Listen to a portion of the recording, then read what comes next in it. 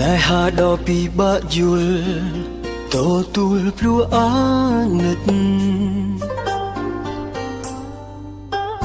ពេលបេះដូងបានជិតស្និទ្ធគេក៏វិលត្រឡប់